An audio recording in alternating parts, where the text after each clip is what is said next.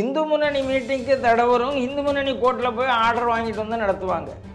BJP கூட்டத்துக்கு தடை வரும். பிஜேபிக்காரங்க கோர்ட்டில் போய் ஆர்டர் வாங்கிட்டு வந்து நடத்துவாங்க. முதல் முறையாக திக கூட்டத்துக்கு போலீஸ் தடை விதித்து அவங்க கோர்ட்டில் போய் ஆர்டர் வாங்கிட்டு வந்து நடத்த வந்திருக்காங்க. ஏன்னா திமுக ஆட்சி எப்போதுமே மைனாரிட்டிகளினுடைய பாதுகாவலர்கள். அவர்கள் எந்த தப்பு செய்தாலும் கண்டுகொள்ளாது. என்ன ஏன்னு ஒன்று வராமல் இருந்திருந்தா இந்த இன்வெஸ்டிகேஷன் என்ன ஆகிருக்கும்னு நீங்கள் பார்த்தாரு. இன்றைக்கி இந்த இன்வெஸ்டிகேஷன் எங்கே வந்து நிற்குது? தமிழ்நாட்டில் கீழக்கரைக்கு வந்து ராஜாவுக்கு மண்டையில் ஏதோ வந்து போயிடுது. அதாவது அவருக்கு அந்த கட்சியில் இம்பார்ட்டன்ஸ் இல்லை. நேஷனல் ஹைவேல எந்த கொடிக்கம்பமும் இருக்கக்கூடாது, எந்த ஹோர்டிங்ஸும் இருக்கக்கூடாது. அதுதான் சட்டம். அப்போ இவங்க பெர்மிஷன் கேட்டால் கொடுக்க மாட்டாங்க. அதனால அண்ணா தெரேசா வச்சிருக்காரு.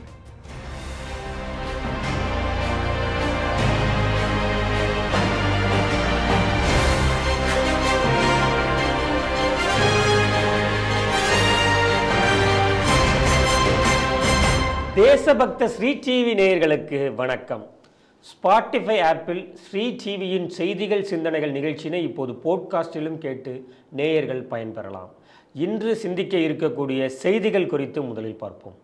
சேலம் மாவட்டம் நங்கவள்ளியில் இந்துக்கள் எதிர்ப்பால் அரசியல் கூட்டமாக மாறிய கொளத்தூர் மணியின் இந்து அவதூறு கூட்டம். இலங்கைக்கு கடத்த முயன்ற 108 கோடி மதிப்பிலான போதைப் பொருட்கள் சிக்கியது. பெங்களூரு குண்டுவெடிப்பு தொடர்பாக சென்னையிலும் கீழக்கரையிலும் NIA ரைட். ராமபிரானை தொடர்ந்து இழிவுபடுத்தி பேசும் ஆராசா மற்றும் ராகுல். தேசிய நெடுஞ்சாலைகளில் வைக்கப்படும் பேனர்கள், கொடிக்கம்பங்கள் அகற்ற தமிழக அரசும் போலீசாரும் ஒத்துழைக்கவில்லை. NHAI நீதிமன்றத்தில் குற்றச்சாட்டு. ஸ்ரீ டிவியின் உண்மை நின்றிட வேண்டும் என்ற உரத்த சிந்தையோடு நான் உங்கள் பாஸ்கரன்.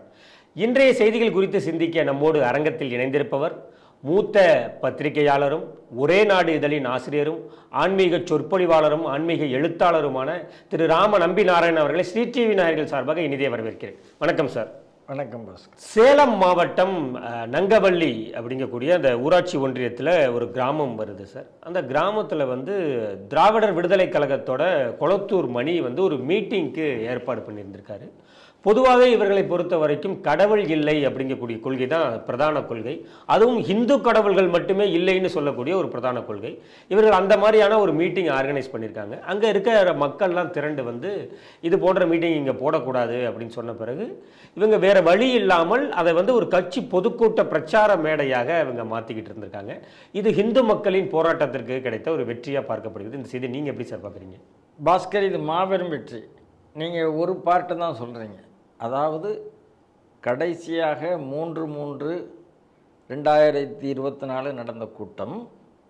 அந்த கூட்டத்துக்கு பொதுமக்கள் வந்து எதிர்ப்பு தெரிவித்து கொளத்தூர் மணி அதில் பார்ட்டிசிபேட் பண்ணுறதா இருந்தது. அவரும் பேசினார். ஆனால் திமுக பிரச்சார மேடையாக மாறிவிட்டது.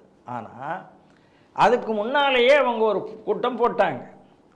அந்த கூட்டம் போட்டபோது அந்த கூட்டத்தை ஊர் மக்கள், இந்து மக்கள் நடத்த விடாமல் செய்து விட்டார்கள்.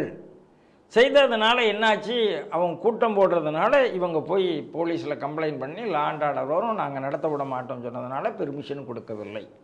பெர்மிஷன் கொடுக்காததுனால அவங்க சென்னை உயர்நீதிமன்றத்தை அணுகி அனுமதி வாங்கியிருக்கிறார்கள். அதாவது தமிழ்நாடு சரித்திரத்தில் இதுவரைக்கு இந்து முன்னணி மீட்டிங்க்கு தடை வரும். இந்து முன்னணி கோர்ட்டில் போய் ஆர்டர் வாங்கிட்டு வந்து நடத்துவாங்க.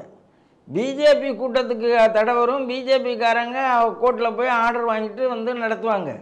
முதல் முறையாக திக கூட்டத்துக்கு போலீஸ் தடை விதித்து அவங்க கோர்ட்டில் போய் ஆர்டர் வாங்கிட்டு வந்து நடத்த வந்திருக்காங்க. ஆகையினால இது முதல்லையே பெரிய மாபெரும் வெற்றி. சேலம் இந்து முன்னணிக்கு, சேலம் மாவட்டத்தினுடைய இந்து முன்னணிக்கு, அந்த கோட்டத்துக்கு, அந்த ஒன்றியத்தினுடைய அத்தனை இந்து முன்னணி பொறுப்பாளர்களுக்கும் நம்முடைய வாழ்த்துக்களையும் பாராட்டுக்களையும் சொல்லணும்.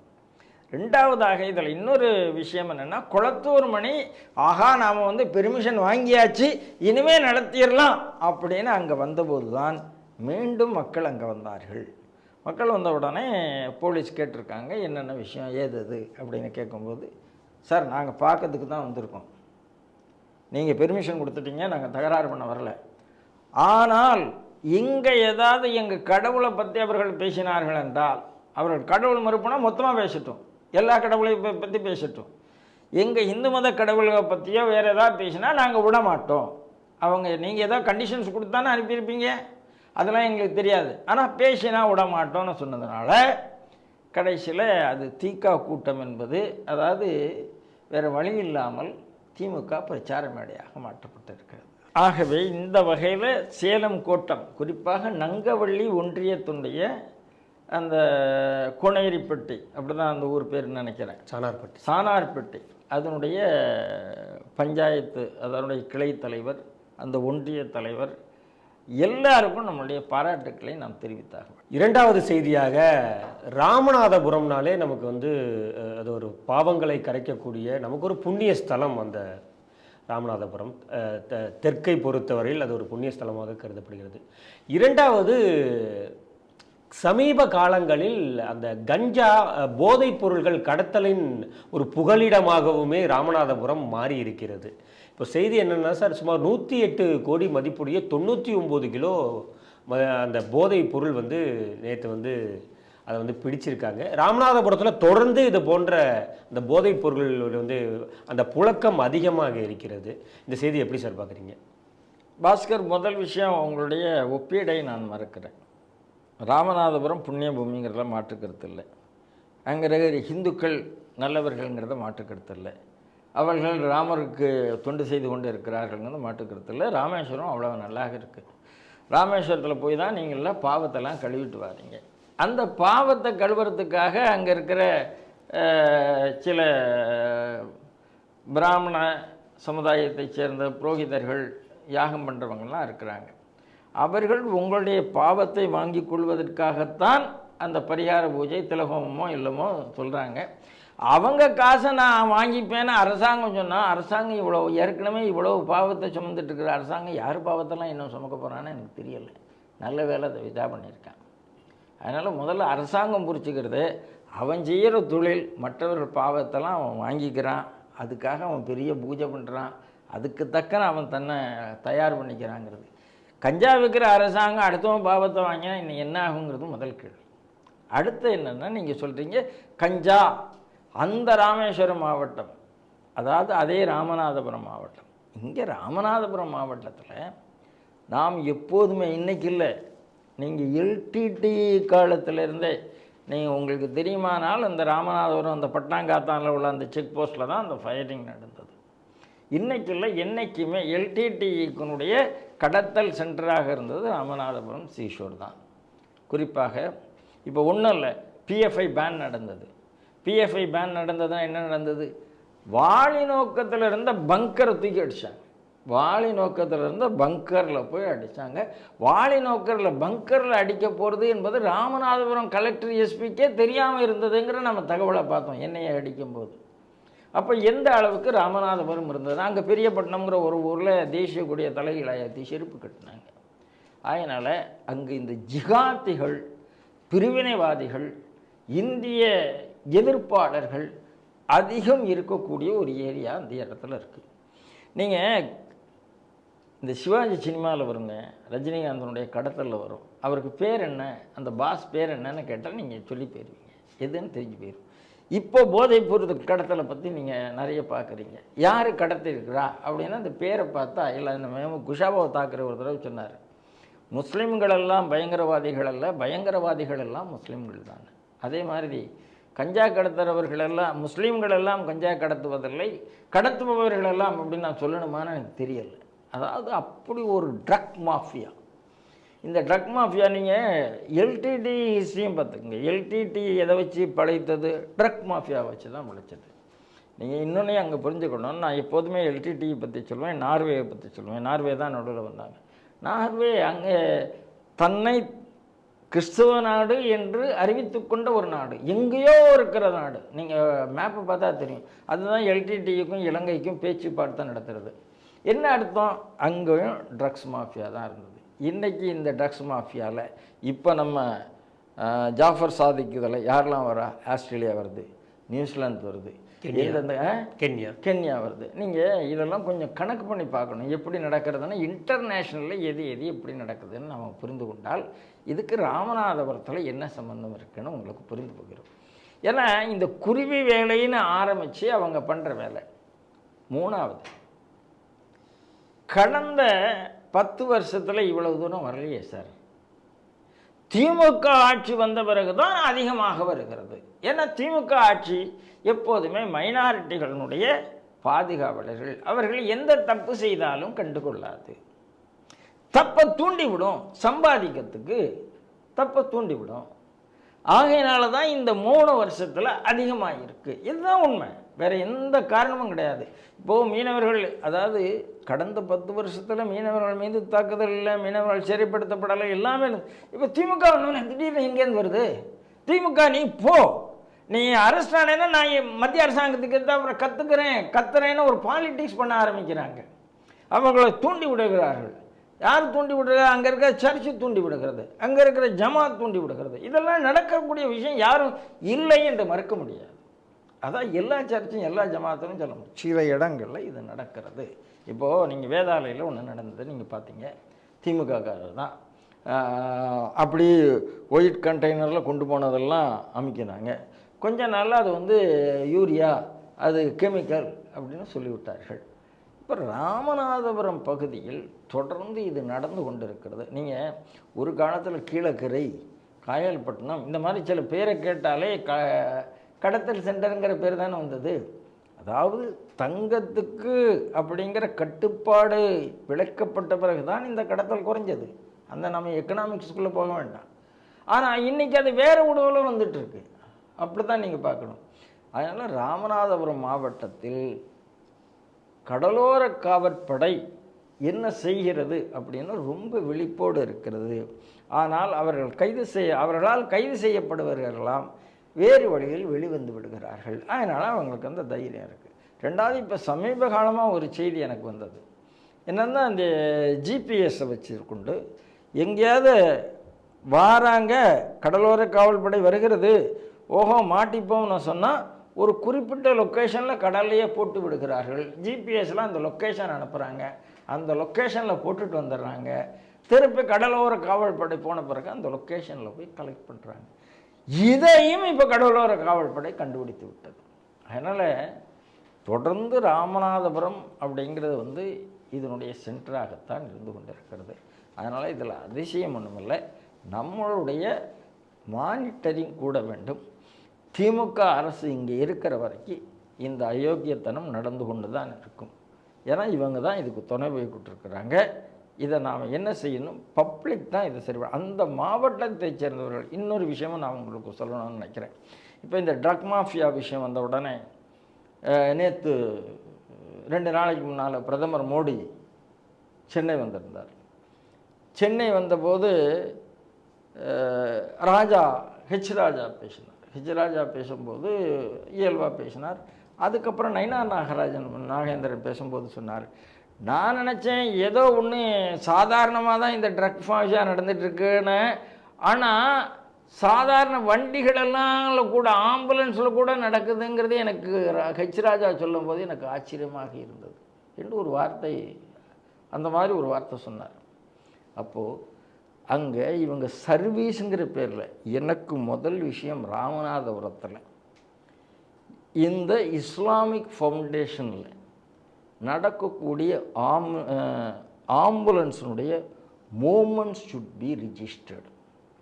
ஏன்னா அந்த ஆம்புலன்ஸில் என்ன போகுது, என்ன வருகிறது, அது உண்மையிலே சீரியஸான விஷயத்துக்கு தான் போகுதா, போகலையா?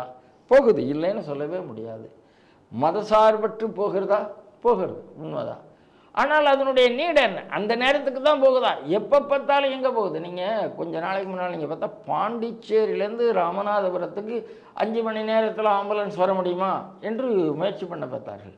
பாண்டிச்சேரியிலேருந்து ராமநாதபுரத்துக்கு 5 மணி நேரத்தில் ஆம்புலன்ஸ் வர வேண்டிய அவசியம் என்ன இருக்குது? பக்கத்தில் இந்த மதுரை இருக்குது, பக்கத்தில் இந்த திருச்சி இருக்குது.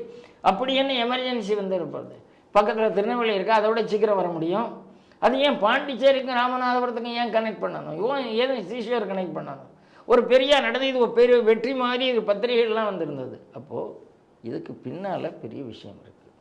இந்த ஆம்புலன்ஸுங்கிற விஷயத்துக்கு பின்னால். ஆகையினால ராமநாதபுரம் மாவட்ட தலைவர் இங்கே இருக்கிற மற்றவர்கள் என்ன செய்யணும்னா, ராமநாதபுரத்தினுடைய அத்தனை ஆம்புலன்ஸ் சர்வீஸினுடைய தினசரி அவருடைய மொபைலிட்டி ரிஜிஸ்டர் வரணும். மொபைலிட்டி ரிஜிஸ்டர் யாருக்கு போகணும்? அங்கே இருக்கிற டிஎம்ஓக்கு போகணும், டிஸ்ட்ரிக்ட் மெடிக்கல் ஆஃபீஸருக்கு போகணும், அங்கே இருக்கிற கலெக்டருக்கு போகணும். இப்படி சொன்னால்தான் தேவையற்ற ஆம்புலன்ஸுடைய மொபைலிட்டியை நீங்கள் சரி பண்ண முடியும். இல்லைன்னா இந்த ஆம்புலன்ஸில் நிறைய சந்தேகம் வந்து கொண்டு இருக்கிறது. இதே நான் இந்த இடத்துல பதிவு பண்ணணும்னு நினைக்கிறேன். ஆகையினால அவ்வளோ ஈஸியாக ராமநாதபுரத்தை கட்டுப்படுத்த முடியாததுக்கு காரணம் இதன் மேலே ஒரு சந்தேகம் மக்களுக்கு வந்திருக்குங்க. மூன்றாவது செய்தியாக கர்நாடகாவில் ஒரு பாம் பிளாஸ்ட் சார். இது இந்த ராமேஸ்வரம் கஃபேல வச்ச பாம் பிளாஸ்ட் இல்லை, இது 2008 வைக்கப்பட்ட தொடர் குண்டு வெடிப்பு. அதில் குற்றம் சாட்டப்பட்டவர்கள் வந்து 2023 ஜூலையில் கைது செய்யப்படுறாங்க. பெங்களூரில் இருக்கக்கூடிய அந்த பரப்பன அக்ரஹாரத்தில் தான் அந்த சிறை இருக்கிறது. அந்த சிறையில் இருக்கக்கூடிய கைதி, அதாவது அந்த லஷ்கரி தொய்பா அமைப்பைச் சேர்ந்தவர் வந்து நசீர் என்பவர். அவர் என்ன பண்ணுறாரு அப்படின்னா, என்ஐஏ விசாரணையில் தெரிய வருது, அங்கிருந்தே பல இஸ்லாமிய பயங்கரவாதிகளை உருவாக்கக்கூடிய மூளை செலவை செய்கிறாரு அப்படிங்கக்கூடியதை முன்னிட்டு என்ஐஏ வந்து விசாரணையை மேற்கொள்ளுது. அதன் பிறகு அதன் தொடர்ச்சியாக என்னென்னலாம் குற்றப்பின்னணி இருக்குன்னு ஒரு ரைடு வந்து என்ஐஏ பண்ணியிருக்காங்க. 6 மாநிலங்களில் இந்த ரைடு முன்னெடுக்கப்பட்டிருக்கிறது. தமிழகத்தை பொறுத்த வரைக்கும் ராமநாதபுரம் மறுபடியும் அந்த கீழக்கரை வருகிறது. சென்னை மண்ணடியிலையும் ஒரு ரைடை முன்னெடுத்திருக்காங்க. இந்த செய்தியை எப்படி பார்க்குறீங்க? பாஸ்கர் முந்தின கேள்விக்கு சொன்ன பதில் இதுக்கும் பொருந்தும். அங்கே நான் ட்ரக் மாஃபியாவுக்கு சொன்னேன், நீங்கள் பண்ணுறவர்களெல்லாம் முஸ்லீம்கள் பண்ணலை, ஆனால் பண்ணுறவர்கள், அதாவது முஸ்லீம்கள் ட்ரக் மாஃபியா பண்ணவில்லை, ட்ரக் மாஃபியா பண்ணுற பேர்கள் எல்லாம் அவர்கள் பேராக இருக்கிறதுன்னு சொன்னேன். அதே மாதிரி குஷபாவ் தாக்கரே சொன்னது தான், பயங்கரவாதம் முஸ்லீம்கள் எல்லாம் பயங்கரவாதிகள் இல்லை, ஆனால் பயங்கரவாதிகளை செய்பவர்கள் எல்லாம் முஸ்லீம்களாக இருக்கிறார்கள். அதுதான் இங்கேயும் திருப்பி சொல்ல வேண்டியிருக்கு. சார் 2008 வந்ததுக்கு 2023 தான் இன்வெஸ்டிகேஷன் வருகிறதுனா 15 ஆண்டுகள் இதுக்கு எடுக்குதுன்னா நம்ம இன்வெஸ்டிகேஷன் இது என்ன ஏன்னு ஒன்று வராமல் இருந்திருந்தா இந்த இன்வெஸ்டிகேஷன் என்ன ஆகிருக்கும்னு நீங்கள் பார்த்து பாருங்கள். இன்றைக்கி இந்த இன்வெஸ்டிகேஷன் எங்கே வந்து நிற்குது? தமிழ்நாட்டில் கீழக்கரைக்கு வந்துருக்கு. தமிழ்நாட்டில் நாம் முழுந்து இதே கீழக்கரையில் தான் சார் ராஜகோபால் அடித்தான். இந்து மண்ணுடைய மாநில தலைவர் ராஜகோபால் அவர்களை கொல்லுவதற்கு முயற்சி செய்து தலையில் அடித்து அவர் தப்பிச்சு வந்தார். தப்பிச்சு வந்து அது ஒரு பெரிய கதை. அதை கீழக்கரைக்குள்ளே எதுவுமே போக முடியாதுன்னு இருந்த ஒரு இடம், அங்கே பயங்கரவாத செயல் இருந்தது. பெரியப்பட்டினம்னு ஒரு இடம், இப்போ போன கேள்விக்கு உங்கள்கிட்ட பதில் சொன்னேன். பெரியப்பட்டினத்தில் வந்து தேசிய கொடியை தலைகீழாக ஏற்றி செருப்பை வச்சு ஏற்றினாங்கன்னு சொன்னேன். அதே பெரியப்பட்டினத்தில் இந்தியாவை சேர்ந்த பல மாநிலத்தைச் சேர்ந்தவர்கள் பயிற்சி முகாம் எடுத்தார்கள், ரகசிய பயிற்சி முகாம். அவர்கள் கைது செய்யப்பட்டார்கள். கைது செய்யப்பட்ட உடனே ராமநாதபுரம் கலெக்டரேட்டை நோக்கி ஏகப்பட்ட பேர் 5000க்கு கணக்கான இஸ்லாமியர்கள் படையெடுத்து வந்தார்கள். உடனே அவர்கள் விடுதலை செய்யப்பட்டார்கள். இதுவும் வரல. அப்போது ட்ரக் மாஃபியா, டெரரிசம் எல்லாம் ஒரே இடத்துல போய் கொண்டு இருக்கிறது. நீங்கள் இந்த ராமேஸ்வரம் கேஃபில் உள்ளது இப்போ கண்டுபிடித்தாச்சுன்னு சொல்கிறீங்க. பாரதிய ஜனதா கட்சி ஆட்சியில் இருக்கிற வரைக்கும் இந்த குண்டுவெடிப்பு வரல. இப்போ திருப்பி இவர் வந்தாச்சு, சித்தராமையா வந்தாச்சு, காங்கிரஸ் வந்தாச்சு, குண்டு வெடிக்கிறது. இங்கே திமுக வந்தாச்சு, ட்ரக் வருகிறது. பண்ணுறவங்க எங்கே பார்த்தா ஒரே இவங்க யாரை பாதுகாக்கிறோ அதே சிறுபான்மையினர் பேர் எல்லா இடத்துலையும் வருகிறது. ஆகையினால சிறுபான்மையினர் என்பது அவர்கள் மதத்திற்காக கேட்கவில்லை, மத வழிபாட்டுக்காக கேட்கலைங்க. மத வழிபாட்டுக்கான உரிமை இங்கே இருக்குது. அதை தாண்டி வேறு ஏதோ தவறு பண்ணுவதற்காகத்தான் அவர்கள் கேட்கிறார்கள்னா எனக்கு இதிலேருந்து புரிந்து கொள்கிறது. அதுக்கு நீங்கள் வந்து இம்யூன் கொடுக்குறீங்க. அவர்கள் பயங்கரவாதத்தில் ஈடுபட்டால் அதை என்ன சொல்கிறீங்க, மன்னித்து விடுகிறீர்கள். பெரிய உடனே ஹியூமன் ரைட்ஸ் எல்லாம் உள்ளே வந்துடுது. அவர் செத்துப்போன ஆளுக்கு பின்னால் அத்தனை பேர், யாக்கூப் மேனன் மேலே அத்தனை பேர் வரைகிறார்கள். இப்போ கூட சமூக வலைதளங்களில் இயக்குனர் அமீர் மீது ஏகப்பட்ட குற்றச்சாட்டை வைக்கிறாங்க. சார் இயக்குனர் அமீர் சார் மொத்தம் எத்தனை படம் சார் எடுத்திருக்காரு? நீங்கள் சொல்லுங்கள், எத்தனை படம் எடுத்திருக்காரு? படம் ஒரு 5-6 எடுத்திருப்பாரு. அதில் ஒரு படம் 2 படம் சக்ஸஸ் படம் எடுத்திருக்காரு. சரி, அதை வச்சுட்டு அவர் இத்தனை வருஷம் சொகுசாக வாழ்க்கை நடத்த முடியுமா? சரி, அப்போ இந்த எங்கேருந்து அவர்கிட்ட இவ்வளோ பணம் வந்தது? சார், அவர் ஓப்பனாக சொல்லியிருக்காரு, எனக்கு எல்லாத்தையும் ஃபினான்ஸ் பண்ணது ஜாஃபர் சாதிக் தானே சொல்லியிருக்காரு. என்னுடைய நெருங்கிய நண்பர், அவர் வெற்றியெல்லாம் நான் பார்த்து கொண்டு இருக்கிறேன், கூட இருந்து பார்க்கிறேன், நான் மகிழ்கிறேன். திடீர்னு எனக்கும் அவருக்கும் என்ன தெரியாதுன்னு சொன்னான்னு அர்த்தம். ஸோ இதை எல்லாம் தெரிஞ்சு தான் நடந்திருக்கு. இல்லை உதயநிதிக்காக தெரியாதுன்னு நினைக்கிறீங்களா? இல்லை கிருத்திகாவுக்கு தெரிஞ்சிருக்காதுன்னு நினைக்கிறீங்களா? இதெல்லாம் அரசாங்கத்தை மாட்ட மாட்டாங்கங்கிற நம்பிக்கை தான். மாட்டின உடனே கை கழுவுகிறார்கள். எல்லாரும் இந்த தொழிலைத்தான் செய்தார்கள்.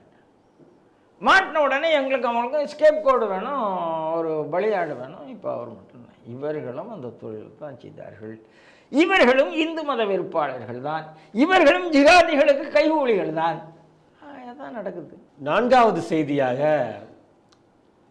திமுகவை சேர்ந்த கொள்கை பரப்பு செயலாளர் ராசா எப்பொழுதுமே ஹிந்து மதத்தை, ஹிந்து கடவுள்களை இழிவுபடுத்தியே தான் பேசிட்டு வந்துட்டு இருக்காரு. காலங்காலமாக பார்த்துக்கிட்டே தான் சார் இருக்கும். அப்பப்போ போது எதிர்ப்பு குரல் கிளம்பும், அது மீண்டும் அடங்கிடும். இப்போ மறுபடியும் தேர்தலை முன்னிட்டு அது சூடு பிடிக்க ஆரம்பிச்சிருக்கு. 2 தினங்களுக்கு முன்பு பேசும்போது கூட அது ஒரு நிறைய காணொலி காட்சி வைரல் ஆகிட்டு இருக்கு. இந்தியா என்பது ஒரு நாடே அல்ல, இந்தியா ஒரு நாடாகவே இருந்ததில்லை அப்படிங்கக்கூடிய தன்னுடைய கருத்தை அவர் முன் வச்சிருந்தாரு. அது பிரிவினைவாத பேச்சுன்னு ஒரு எதிர்ப்பும் கிளம்பிடுச்சு. அடுத்த ஒரு வீடியோ இப்போது வைரல் ஆகிட்டு இருக்கு சமூக வலைத்தளத்தில். அதில் என்ன சொல்கிறாருன்னா, ஜெய் ஸ்ரீராம் என்ற கோஷத்தை நாங்கள் ஒருபோதும் ஏற்கப் போவதில்லை, பாரத் மாதா கி ஜியையும் நாங்கள் எதிர்க்கப் போவதில்லை, நாங்கள் ராமருக்கு எதிரியாகவே இருந்துட்டு போகிறோம் அப்படிங்கக்கூடிய தன்னுடைய கருத்தை அவர் தெரிவிச்சிருக்காரு. அந்த பிரச்சனை முடியறதுக்குள்ள இந்திய கூட்டணியில் இருக்கக்கூடிய காங்கிரஸின் முன்னாள் தலைவர் ராகுல் காந்தியும் ஒரு இடத்துல பேசும்போது, மோடிக்கு மக்கள் எல்லாம் அப்படியே டெய்லி மொபைல் பார்த்துட்டு இருந்தால் போதும், அவங்க ஜெய் ஸ்ரீராம் கோஷம் போட்டால் போதும், பட்டினியால் அவர்கள் இறந்து போனால் அவருக்கு அதை பற்றி கவலை இல்லை அப்படின்னு இவர்கள் இருவருமே இப்படி ராமரை மையப்படுத்தி ஹிந்து மதத்தின் புனிதமாக கருதக்கூடிய ஸ்ரீராமரை இழிவுபடுத்துகிற நோக்கமாகவே அவங்க பேசியிருக்காங்க. இதுக்கு பாரதிய ஜனதா கட்சியின் நிலைப்பாடு என்னவா இருக்க போது? இந்த செய்தி எப்படி சார் பார்க்குறீங்க? காங்கிரஸ் திருந்த போகிறதில்ல சார். ராமருங்கிற ஆள் இல்லவே இல்லை என்று ராமர் பாலத்தில் அஃபிடவிட் கொடுத்தார்கள். ராமர் ஒரு கற்பனை பாத்திரம் என்று அஃபிடவிட் கொடுத்தார்கள். அதுக்கப்புறம் அந்த அஃபிடவிட்டை வித்ட்ரா பண்ணாங்க. ராமர் கோயில் வரக்கூடாது என்பதற்காகத்தான் கபில் சிப்பல் வேலை பார்த்தார். 2019 ஜட்ஜ்மெண்ட் வந்துடக்கூடாதுன்னு எவ்வளவு தடை பண்ணாருங்கிறது நமக்கு தெரியும். அரசு அமைப்புகளையே மிரட்டி நாங்கள் தான் அடுத்தாப்புல ஆட்சி வருவோம், ஜட்ஜ்மெண்ட் கொடுக்கக்கூடாதுங்கிற வரைக்கும் அவரால் சொல்ல முடிந்தது. என்றால் இவர்கள் ராமருக்கு எதிரியாகத்தான் இருந்தார்கள். அதனால தான் அவங்க பிராண பிரதிஷ்டைக்கு போகலை. இது வந்துவிட்டதே அவர்களுக்கு வைத்தறிச்சல் தாங்க முடியலை. அவர்களுடைய அந்த நாம் மீண்டும் அதைத்தான் சொல்கிறோம், சோனியாவுடைய கட்சி என்பதும் இந்துக்களுக்கு எதிரான கட்சியாகத்தான் இருந்தது. அவங்க ஒரு கம்யூனலி டார்கெட்டட் வயலன்ஸ் பில்லுன்னு ஒரு பில்லு கொண்டு வந்தாங்க. அந்த பில்லு எனாக்டாக இருந்தால் இந்த நாட்டில் இந்துக்கள் 2ஆம் குடிமக்கள் ஆகியிருப்பார்கள். அது நடக்கலை. அந்த அளவுக்கு அந்த பில்லை யார் டிராஃப்ட் பண்ணா? பில்லை நேஷனல் அட்வைசரி கமிட்டி டிராஃப்ட் பண்ணது, மினிஸ்ட்ரி டிராஃப்ட் பண்ணலை. அதில் இந்த தீஸ்தா செட்டில்வா, ஜான் தயாள் இந்த மாதிரி ஆட்கள்லாம் தான் இருந்தார்கள். அதனால் காங்கிரஸ் இன்னைக்கு இல்லை, சோனியாவுடைய காங்கிரஸ் என்பது ஹிந்து விரோத காங்கிரஸாகத்தான் இருக்கிறது. அதில் ராகுல் காந்தி ரேண்ட் ஹிந்து விரோதியாக இருக்கிறார். எங்கேயோ ஒரு இடத்துல ஜெய் ஸ்ரீராம் கோஷம் போட்டால் அவருக்கு உடம்பெல்லாம் பதறுகிறது. ஏன் பதறுதுன்னு நமக்கு தெரியலையே. சரி, ஜெய் ஸ்ரீராமில் கோயில் வந்ததுனால வறுமை வந்ததுன்னு சொல்கிறாருன்னா இவருக்கு ஒன்றும் தெரியவில்லை என்றது. வறுமையில் எத்தனை பேர் செத்து போனாங்க? காங்கிரஸ் கட்சி ஆட்சியில் வறுமையில் செத்தவர்களை இவருக்கு சொல்லட்டும். இன்னைக்கு 25 கோடி மக்களை வறுமையிலிருந்து மோடி மீட்டிருக்கிறார். ஸ்டாட்டிஸ்டிக்ஸ் சொல்லுது சார். அப்போ ராமரை சொன்னால் 25 கோடி மக்கள் வறுமையிலிருந்து வெளியில் வருகிறார்கள். நீ ராமர் வேண்டான்னு சொன்னால் அவர்களெல்லாம் நீங்கள் வறுமையில் வைக்கிறீங்கன்னு முயற்சி. இது ராகுல் காந்திக்கு முடிஞ்சது. இந்த முட்டாளுக்கு ஒரு பதில் நான் சொல்லணும். யாரு? ராசாங்கிற ஒரு வகுப்புவாத வன்முறை, ஹிந்து விரோத வன்முறையை தூண்டக்கூடிய சொல்ல விரும்புவது, நீங்க ராமரை ஏற்றுக்கொள்ள என்று சொல்லிக்கொள்ள எங்களுக்கு ஒன்றும் ஆட்சேபனை இல்லை. திமுக நாங்கள் ராமரை ஏற்கவில்லை என்று பிரகடனம் செய்யுமா? ஸ்டாலின் சொல்லுவாரா? உதயநிதி சொல்லுவாரா? துர்கா ஸ்டாலின் இப்போ உதயநிதி மாநாட்டில் மேடையில் ஏறி உட்காந்துட்டாங்க முதல்ல சேலத்தில். துர்கா ஸ்டாலின் சொல்லுவாரா? சொல்லுங்க அவர் என்ன சொல்றாரு? திமுக காணாமல் போய்விடும் என்று சொல்கிறீர்கள். திமுக காணாமல் போனால் இந்தியா காணாமல் போயிடும். அடே முட்டாளே, நான் உனக்கு ஒன்று சொல்லுறேன் கேளு. 1945 UN ஒரு ஐக்கிய நாடு சபைன்னு வந்தது. அந்த ஐக்கிய நாடு சபை வரும்போது மொத்தம் 51 நாடுகள் தான் மொத்தம் இருந்தது ஐக்கிய நாட்டு சபையில். 1947 இந்தியா சுதந்திரமாகுது. 45 ஐக்கிய நாடு சபை வருகிறது, 51 நாடுகள். 47 இந்தியா சுதந்திரம் பெறுகிறது. சுதந்திரம் பெற்ற பொழுது பாகிஸ்தான் ஒரு நாடு இந்தியாவோட பிரிந்து போச்சு, அவ்வளவுதான். சுதந்திரம் பெற்ற இந்தியா ஒரே நாடாக இருந்தது. 47 2024 வரைக்கும் இன்று வரைக்கும் காணாம போகணும்னு சொல்ற இந்தியா ஒரே நாடாக இருந்து கொண்டு இருக்கிறது. ஆனா அன்னைக்கு 51 நாடுகள் இருந்த யூஎன்ல இன்னைக்கு 193 நாடு இருக்கு. இவர் எந்த நாடுகளை சப்போர்ட் பண்ணுகிறாரோ அந்த நாடுகள்லாம் பிரிஞ்சு பிரிஞ்சு பிரிஞ்சு பிரிஞ்சு குட்டிப்பட்டு 193 நாடுகள் இருக்கிறது. இந்தியா ஒன்னா இருக்கிறது. ராஜா இல்ல, ராஜாக்கு தாத்தனுக்கு தாத்தன் வந்தாலும் பேரனுக்கு பேரன் வந்தாலும் இந்தியா இருக்கும், திமுக இருக்காது. இதை அந்த முட்டாள் புரிந்து கொள்ள வேண்டும் என்று நான் நினைக்கிறேன். அடுத்த அவர் என்ன சொல்ற, ராமரை ஏற்றுக்கொள்ள மாட்டோம். ஏற்றுக்கொள்ளாத என்ன இருக்கு? நீ தான் ஏற்கனவே சொல்லிட்டியப்பா, உன் பொண்டாட்டியை எப்படி நீங்க அடக்கம் பண்ணாங்கிறது எங்களுக்கு தெரியுமே. நீ கிறிஸ்தவங்கிறத சொல்ல, அதாவது உனக்கு உண்மையிலேயே மனசாட்சியா இருந்தா, நீ பிராக்டிசிங் கிறிஸ்டியனா இருந்தா எஸ்சி இதுல வந்திருக்க கூடாது. சட்டத்தை மதிச்சிருக்கணுமா இல்லையா? சட்டத்தை மதிக்கல நீங்க. அப்போ ஏமாத்துறதுக்கு ஒரு பேரா இதுக்கு? நீங்க வந்து பகுத்தறிவு பண்ணா சட்டத்துக்கு உட்பட்டு பகுத்தறிவு பண்ணுங்க. சட்டத்தை ஏமாத்திட்டு ஏன் பண்றீங்க? சட்டத்தை ஏமாத்திட்டு பண்றவங்க வைத்த தன்னை வந்து ஒரு ஈவேரா மாதிரி காமிக்கணும்னு நினைக்கிறாரு. காமிக்க முடியாது. ஏன்னா ஈவேராவுக்கு வேற ஏதோ ஒரு விஷயத்துல ஏதோ மக்கள் சக்தி ஒரு ஈர்ப்பு இருந்தது, ஏதோ இவர் தான் தைரியமா பேசுறாரு. இன்னைக்கு எல்லா விஷயமும் தெரிஞ்சு போச்சுங்க மக்களுக்கு. இவர் ராமரை எதிர்த்துலாம் போராட முடியாது. இவர் பாரத மாதாக்கு ஜெய் சொல்ல முடியாது. சரி, நான் கேட்கிறேன், இந்தியா ஒரு நாடு இல்லாம இருந்தது, தமிழ்நாடுன்னு ஒரு நாடு இருந்ததா? எங்க இருந்தது தமிழ்நாடு? மாப்போசின்னு ஒருத்தர் இல்லைன்னா உங்களுக்கு சென்னையே இல்லை சார், திருத்தணி இல்லை சார். எங்க இருந்தது தமிழ்நாடு? தமிழ்நாடு தமிழ் தேசியம் ஒன்று இருந்ததா? அப்போ எது வேணுங்கிறார் ராஜா? ராஜாவுக்கு மண்டையில் ஏதோ வந்து போயிடுது. அதாவது அவருக்கு அந்த கட்சியில் இம்பார்ட்டன்ஸ் இல்லை. நீங்கள் பார்த்தீங்கன்னா அப்படி வந்து வாராரு, உதயநிதி உட்கார்ந்து இருக்கிறாரு, ஸ்டாலின் இங்கே இருக்கிறாரு, ராஜா உட்காரத்துக்கு உதயநிதி இடம் கொடுக்குறாரு. அப்படி ஸ்டாலின் ஒரு பார்வை பார்த்த உடனே திருப்பி உதயநிதியை உட்கார வச்சுட்டு அந்த பக்கம் போகிறாரு. இந்த ஆளுக்கு அந்த கட்சியில் அங்கீகாரமே கிடையாது சார். அங்கீகாரம் இல்லைங்கிறதுக்காக, தனக்கு அங்கீகாரம் வர வேண்டும் என்பதற்காக ஏதோ பேசிக் கொண்டிருக்கிறார். ஏதோ நான் தான் கொள்கை பேசுறேன்னு பேசிட்டு இருக்கிறார். இவர் கொள்கை எத்தனை திமுக காரர்கள் எதுவும் சேகர் பாபு சனாதனத்துக்கு வந்திருக்கலாம். ஆனால் இந்த கோயிலுக்கு அதை பண்ணுறேன் இதை பண்ணுறேன் ஏன் சொல்ல வேண்டிய அவசியம் இருக்கு? இந்துக்களுக்கு எதிரான கட்சி, நாங்கள் அறநிலையத்துறையை கழித்து விடுகிறோம்னு சொல்லிட வேண்டியதானே? அப்படி இருந்தா நாங்கள் ராமரை ஏற்றுக்கொள்ளவில்லை, ஆகவே எங்களுக்கு அறநிலையத்துறை வேண்டாம் சொல்ல வேண்டியதானே? என்ன பேச்சு பேசுறார்?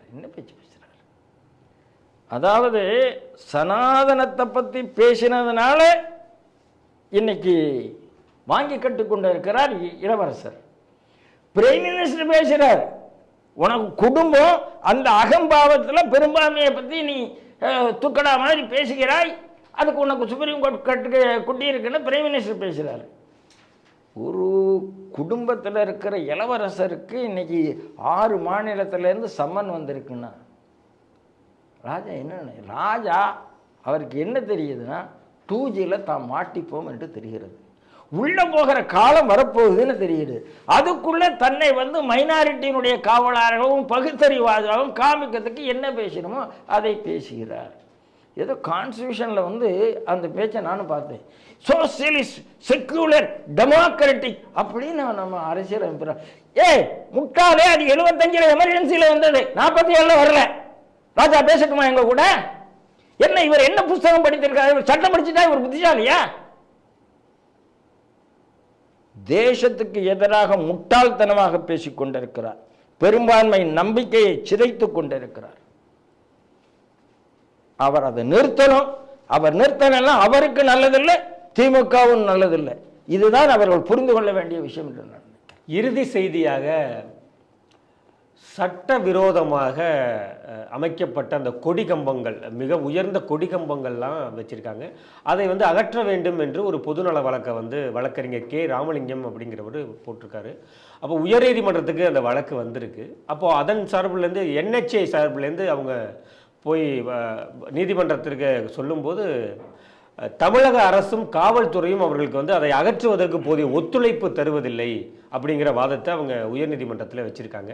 இந்த செய்தி எப்படி சார் பார்க்குறீங்க? முதல்ல வழக்கறிஞர் ராமலிங்கத்துக்கு ஸ்ரீ டிவி சார்பில், நம்மளுடைய நேயர்கள் சார்பில் நான் என்னுடைய வாழ்த்துக்களையும் பாராட்டுக்களையும் தெரிவித்துக் கொள்கிறேன். நேற்றைய முன்தினம் பிரதமர் இங்கே வந்திருந்த அதே நேரத்தில் காலையில் ஆளுநர் மாளிகையில் அவர் ஐயா வைகுண்டர் போற்றிய சனாதனம் பற்றிய ஒரு புத்தகத்தை அவரே எழுதி வெளியிட்டிருக்கிறார். அதில் வைகுண்டனுடைய ஐயா வைகுண்டனுடைய அகில திரட்டிலிருந்து எப்படி வைகுண்டன் வந்து நாராயணனுடைய அவதாரமாக, எப்படி கண்ணனும் ராமனுமாக தசாவதாரமாக பார்க்கப்படுகிறார் என்பதை அழகாக நிறுவியிருக்கிறார்.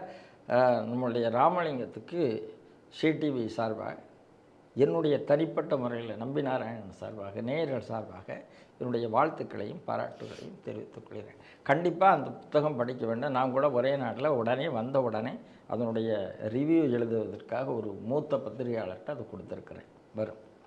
இப்போ 2வது செய்தி, ராமலிங்கம் நிறையவே நல்ல நல்ல விஷயத்துக்கு RTI போடுகிறார், நல்ல நல்ல விஷயத்துக்கு கேஸ் போடுகிறார்.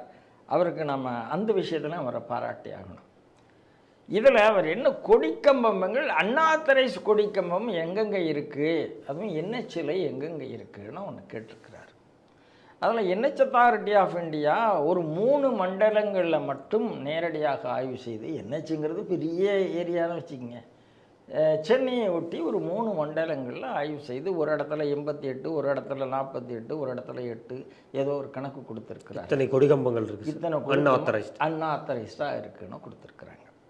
இந்த அன்ஆத்தரைஸ்டாக இருக்கிற கொடிக்கம்பத்தில் அவர் கேட்குறாரு, இவர்களெல்லாம் அன்ஆத்தரைஸ்னா சொல்கிறார்களே, இவர்களுக்கு பெர்மிஷன் வாங்கப்பட்டதான்னு அடுத்த கேள்வி. அப்போது ஒரு விஷயம் என்ன வருதுன்னா, நேஷனல் ஹைவேல இந்த மாதிரி நாம்ஸே இல்லை. அதாவது நீங்கள் கொடிக்கம்பம் வாங்கணுன்னா பெர்மிஷன் வாங்கணும் அப்படி. அதாவது நேஷனல் ஹைவேல எந்த கொடிக்கம்பமும் இருக்கக்கூடாது, எந்த ஹோர்டிங்ஸும் இருக்கக்கூடாது, அதுதான் சட்டம்.